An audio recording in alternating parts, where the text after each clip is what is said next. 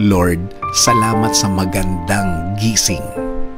Panginoon, maraming salamat sa bagong araw. Maraming salamat sa bagong pag-asa na nasa aking puso ngayon.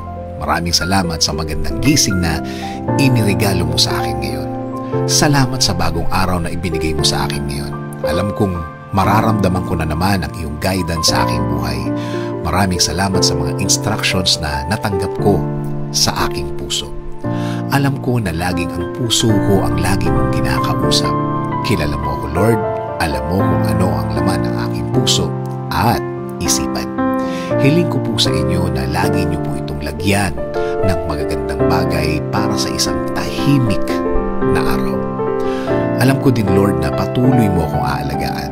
Tulad ng mga nakaraang mga araw na nagdaan kung saan naramdaman ko ang iyong pag-aalaga na bahagi ng iyong pagmamahal sa akin.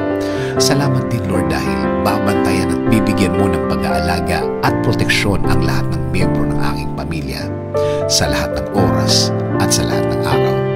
Oo, may mga problema din akong mararanasan pero sa blessings niyo pa rin ako magfo-focus hanggang sa matapos ang aking araw ngayon. At tulad kahapon at noong mga nakaraang mga araw, I know that you will provide for me. I know that you will take care of me. I know things will be better and okay compared yesterday, Lord. Alam ko din na ang dala ng bagong araw na ito ay bagong pag-asa, bagong pagpapala, bagong mga opportunities, right people that you will put in my way so they can be a good influence in my life. Salamat din, Lord, sa mga bagong bagay na aking matututunan sa araw na ito.